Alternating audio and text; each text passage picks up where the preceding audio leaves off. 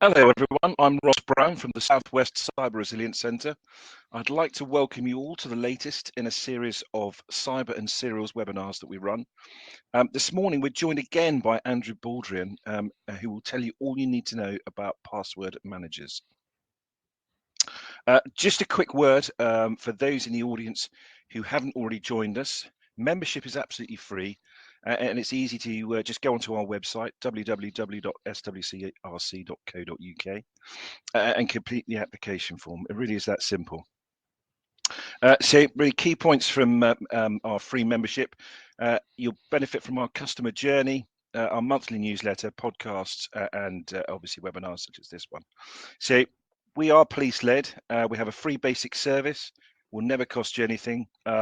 For small and medium-sized enterprises, charities, and public sector.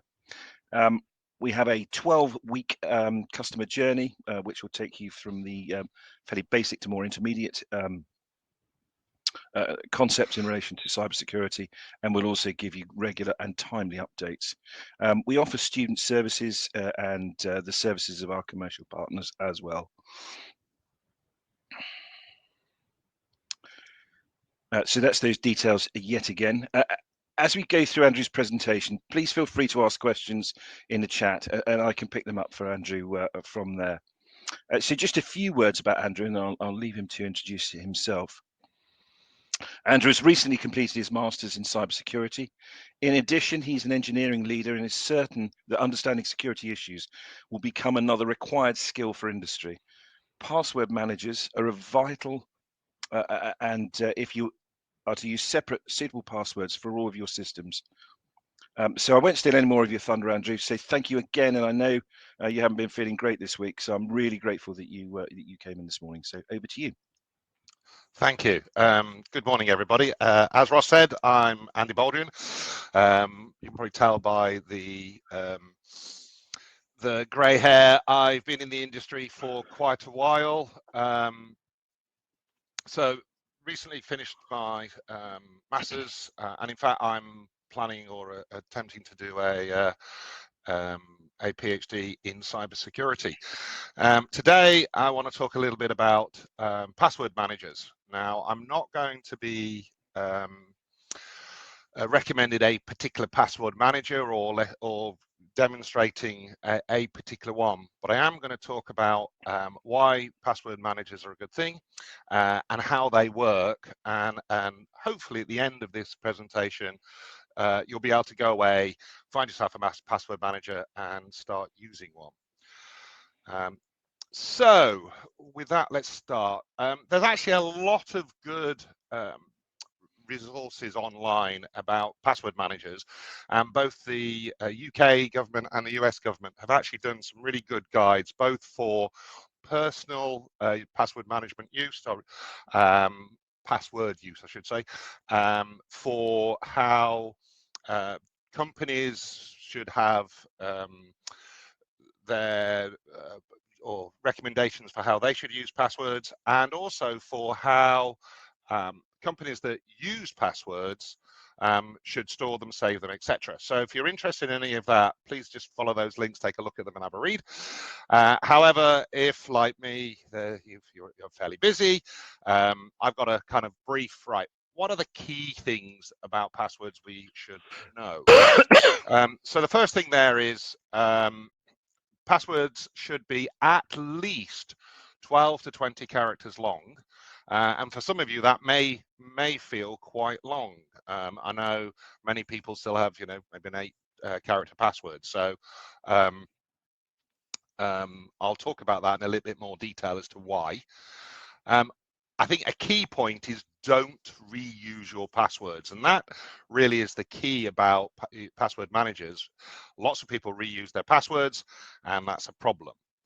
The recommendation is to use a password manager, and we'll look at how they work later on. And one of the other recommendations is to use something called 2FA or MFA, so two-factor authentication or multi-factor authentication. I'm not going to go into MFA on these slides. So why should a password be at least 12 to 20 characters long. Well, to understand that, you actually have to understand a little bit about how passwords are normally stored. So if you think about it, when you type a password into a website, so you're going to, ABC Bank, and you're going to type a password in, they need to check that the password you've typed in is actually the same as the one you set when you set up the account. Now, in the old days, that was stored in plain text, and so if I got hold of that plain text file, I could read everybody's password, and clearly that's not great, right? So these days, the recommendation is you use something called a cryptographic hash function. I'm not going into the maths of cryptographic hash functions. I can see all of you going, oh, thank God for that. A cryptographic hash function is simply a function that when you put in this case, a password, you'll always get the same thing out, and it'll be a long number, normally something like 512 bits. But the point is, it's very difficult to take the hash and then squirrel all the way back and get the password at the beginning. And so what actually happens is that when you set a password, the website, let's ABC Bank, will generate what's called a salt, a random number, and they will sort of add that to the password, sprinkle it on the password, put it through the cryptographic hash, get a hash number, and that's what they put in the password file. When you then type in your password later on, so you type it in, we'll sprinkle the salt on it. We will then put it through the cryptographic hash function. We get a number out, and we compare that hash number with the one that we've stored. And if they're the same, then you're let in. The great thing about that is that means that your actual passwords are not being stored. Brilliant. But the problem is there is an attack. So the first sort of attack is something called a dictionary attack. And here you simply take a list of either lots of great words or more normally, actually a list of possible passwords. And you basically say, I'll take one of those out of the dictionary, I'll sprinkle that salt on it, I'll put it through the cryptographic hash. And if I get the same hash value that I know is stored in the password file, then I found your password. But you're going to say to me, but Andy, I got a great password. It's full of funny characters and all sorts of things. Well, that's brilliant. That is actually good. But the problem is I can also do something called a brute force attack. And in this attack, what I can do is I can, excuse me, I can basically try every single character in every single possible combination. And I've got an example there of some researchers that did exactly that. And in fact, many researchers have looked into this. And what you find is, it's very simple. The longer the password, the longer it takes to crack, i.e. find the original password that you had from the hash function or the hash value. Also, the number of different sorts of characters that you have or you're allowed to have in your password makes it harder for you to brute force, because you have to try even more characters. So if you allowed uppercase, lowercase, numbers, special characters, and even now the suggestion is that we can use emojis in your passwords, that makes it harder to crack. So the takeaway from this is, the longer your password is, the harder it is for somebody, if they ever got hold of your password file, to actually crack it. So the other issue is, don't reuse your passwords. Now, the problem here is that lots of people do reuse their passwords. And you'll all be aware that there have been many examples of data breaches where effectively credentials are stolen from a company that's been broken into. And most or many of, I should say, many of that credentials are available somewhere, either on the dark web, or actually on the internet anyway. And what that means is that criminals or malicious actors basically they don't actually have to do lots of phishing and lots of other things to try and get your password. They actually can just go online, find an example of where your password has been, if you like, got from a previous breach. And if you're reusing the same password, then they can just log in. And, you know, as an example, there's a story I quite liked of a chap in the US. And it turns out that in the US, they get paid every 2 weeks. And so the US have a system that allows them, allows employers to pay their employees every 2 weeks, and the employee logs into this system, and they can basically see their money and get it transferred to their bank, etc. And this chap literally just went, I'm going to go on the internet, I'm going to get a whole list of all the current known credentials, and I'm going to see whether I can use the same account. And he found, what was that, 1,500 accounts. And all he did was he then logged in and said to each of them, just pay me a little bit every 2 weeks. And he was done for fraud.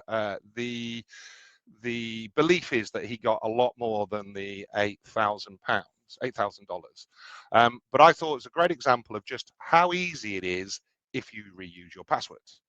But of course, again, you're going to look at me and go, Andy, not only is my password full of lots of characters, it's got extra numbers in it, it's also got this special thing, so it's different when it's TikTok or Facebook or whatever. And it turns out that the people doing credential stuffing have already figured that out. And they will, if they've got hold of a couple of your passwords, they will work out how to get into the rest of them. So fundamentally, if you reuse your password, effectively, you're saying, well, I'll just rely on the security of the least secure vendor to keep everything safe. That's probably not a great move.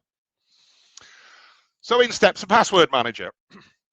So the first question is, well, why and what is a password manager, right? So the whole point about a password manager is it says, you remember one master password, one brilliant password that you remember, and we'll use that password to store or to give access to all of your others, right? That sounds brilliant. I only have to remember one, and I can have different passwords for all of the other passwords in all my other websites, right? And you'll see that there are a number of different types of password manager. So some of you will have come across something like the Apple Keychain, which is an operating system based password manager. Many of you will have probably used a password manager in your browser. So the examples there are, in Edge or Chrome. And there are also now many very good third-party password managers. So I've got examples there of 1Passkeeper and Bitwarden. Now, these all generally work in very similar ways, and actually now the browser that are built in password managers have sort of merged into similar to the third party, because now you can use your password manager on multiple different devices and get access to that single list. Okay, which is great. So what we're going to do is talk about, well, how do those third party password managers work? And of course, I think you're all probably sitting there is what happens if it all goes wrong, and we'll talk about that as well. So let's talk about how a password manager works for a minute. So let's imagine I'm logging into a new account. So xyz.com, I'm logging in, and I want to put a password in. So the first thing I'm going to have to do is, in my password manager, I'm going to type in my my magic long password for my password manager. So, Zarkin Fireworks, Andy Baldrian's brilliant is my nice long password. And what that's going to do is generate a key. Okay, and that key is generated on the client. So in other words, on my laptop or on my phone, whatever I'm using for my password manager. And that key doesn't go anywhere. It stays on my device. Now, when I create a new password for this site, and I've obviously had a go at using a random password generator, which is another good thing to do. So I'm not sure how I pronounce that. That's Trishiru. No, we don't even, not try it. That password. What actually happens is it gets encrypted with that key. And we end up with this encrypted password. So 1C23, whatever it is, right? And it is that encrypted password that gets taken and put in the cloud. And a very key point is it's not the password that I typed and it's not my master password. It's the encrypted password, right? So all that's stored in the cloud is this lovely encrypted password. Now, later on, I'm going to come and I'm going to log in to XYZ. So here we go, logging in again. So how's it work? It was very similar because, of course, first thing I do is I type in my master password to my password manager. So what was it? Zarkin Fireworks, Andy Baldrian's brilliant. And it generates the key. Okay. Then I go to the website and I go to xyz.com. And what's going to happen is the password manager is going to say, oh, do we have an encrypted key, an encrypted password for xyz.com? And it goes up to the cloud, it says, yes, I do, and it gets that encrypted password down. And then it says, okay, I'm going to use the key that we generated from your master password. I'm going to decrypt the password for xyz.com, and I am going to auto-fill that in for you. And off it goes, fills it all in. And then you log in. And the great thing about that was you didn't need to remember what the password was because the password manager knew about it. But the key thing here is that your passwords are not stored in the cloud. They are encrypted. And in fact, and here's the great piece of magic, you never give your master password to the service in the cloud. So it doesn't know. So even if it loses all of that data is still of very little use because you need to have the master password to crack it, and you or they never had it, so they never stored it, so they could never lose it. All right, and it means that you're very much in control of all of that. So when we look at password managers, there are a couple of things that they can do for us that really help us. So the first thing is that password managers, nearly all of them, can generate a password, either a string of numbers that you can use as a password, or they can generate multiple word phrases that are easier to remember. But the great thing is that if they generate that stuff, you can say, generate me a password, save that password, up it is into the cloud, and you don't need to worry about it. You're done. The best feature, so there's a lot of research done about password managers, and what it turns out is that everybody likes something called autofill. So autofill basically is that piece that when you go, in this case, the example I've used, when you go to Facebook, you don't need to know what your Facebook password is. Your password manager is going to say, do I have an encrypted password for Facebook? Yes, I do. Download it, decrypt it, pop it into the web page, and you just click. Everybody loves it. Now, the way that works is that it's looking at the URL.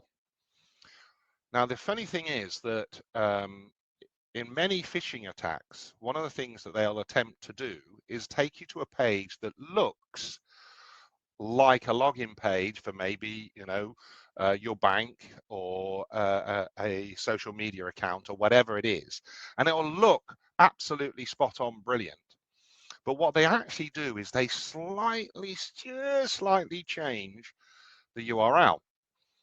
And it can be very difficult to spot these changes. So the example I've done there is I've got Facebook and I've put an umlaut over the E. And if you're on a phone, it's highly likely that you will not notice that at all. And if it looks like it's a perfectly legitimate web page for you to log in, you're going to sit there and go, oh yeah, I'll log in. But if you're using a password manager, the password manager is going to look at that and it's going to go, I don't know what the password is for Facebook with an umlaut. I've got no idea at all. I'm not going to autofill. I'm not going to log it in. And that immediately gives you an extra piece of security because, well, you are going to, you can't remember your password. Only the password manager can, and it's going to say, I'm not typing this in because it's dodgy. It looks dodgy to me. And that is a great warning.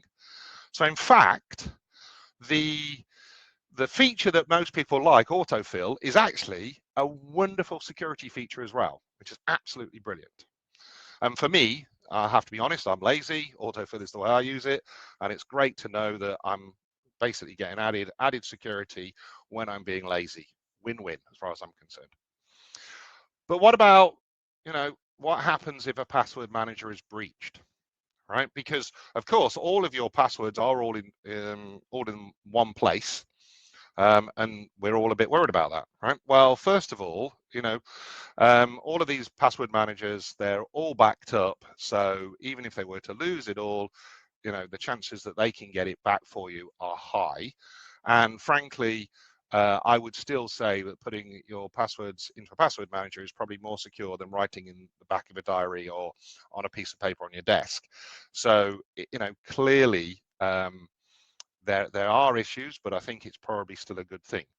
And then finally, actually, LastPass, you may have read about it, they were breached and some of their data actually was lost. But again, the point was what they lost was the encrypted data. And because they never had your master password, they can't lose it. So, yes, the encrypted data was lost, but the impact was minimal. And if you go and change your passwords and update them, you're in good shape. So I'm going to finish there. I'm slightly over time, but really as a reminder, passwords should be at least 12 to 20 characters long. I mean, I'll be honest, I've got mine set to at least 20. Don't reuse passwords. And this is a great little slide over here.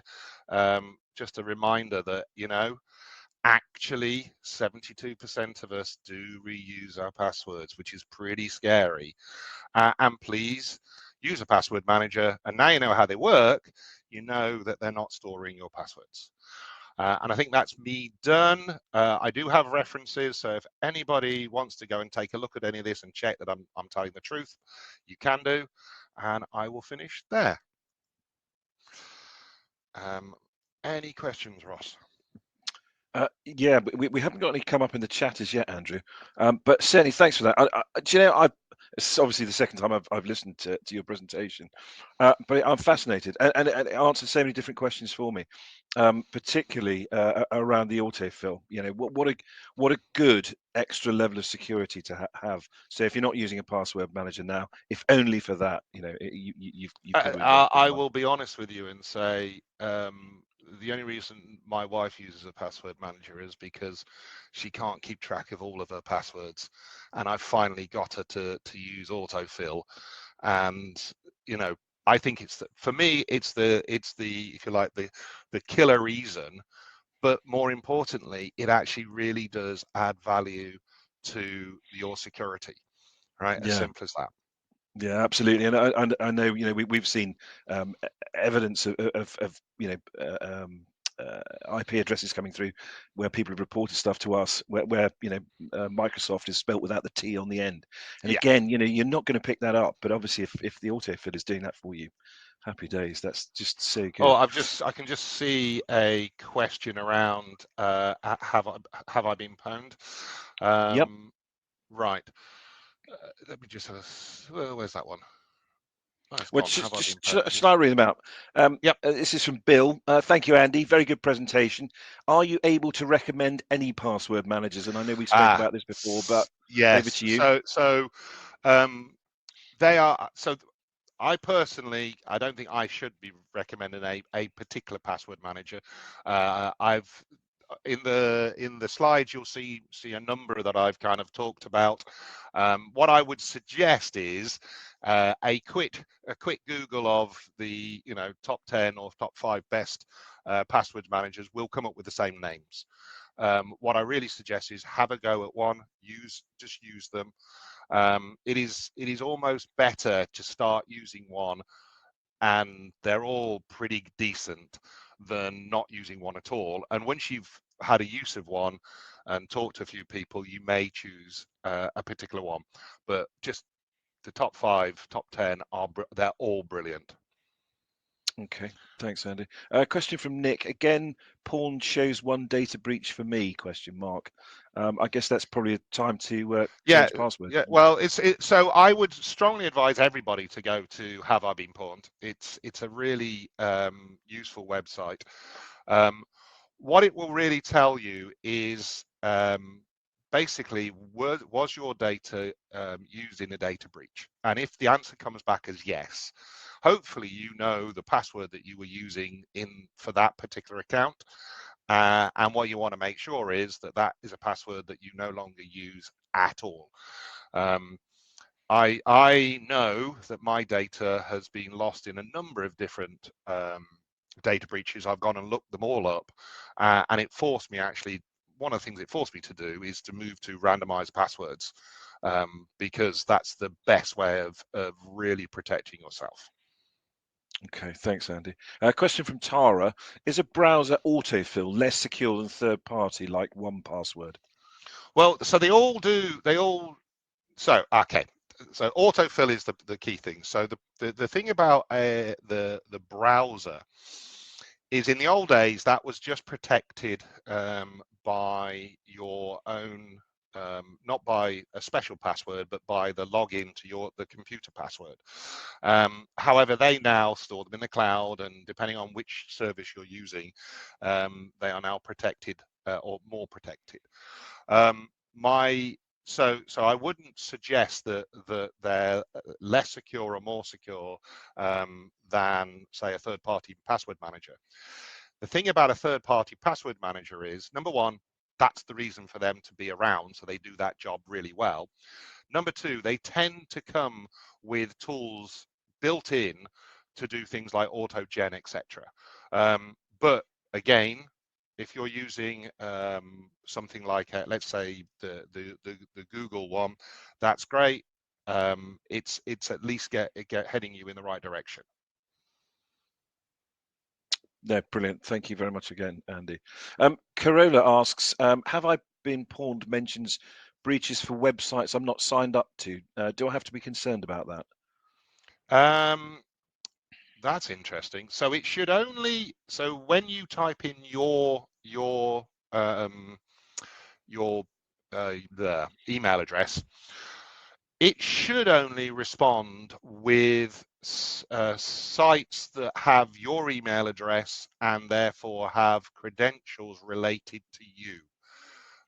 So it may talk about multiple other ones, but you can, when you do that search and it lists out the ones that you've come from, it should only say ones that you, basically data related to your email address has been found.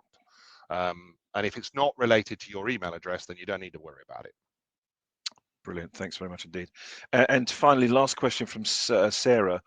Is there any difference between operating system password managers such as Keychain and third-party password managers in terms of safety, etc.? Yes, there are. Right. So if you take something like Keychain, and again, Apple has slightly blurred the lines. Originally, the keychain stored on your computer, right? And you use the password that you type in to log into your computer to access your keychain. So in other words, if anybody is an administrator on your, say, on your laptop, they can potentially get access to keychain. Now, Apple has slightly blurred things because, of course, now they do store passwords in the cloud and they do all the lovely encryption as well. But the reality is that keychain is on the keychain is stored on your laptop. Again, it's sort of the same as the first, the other answer. Third-party password managers have one job to do.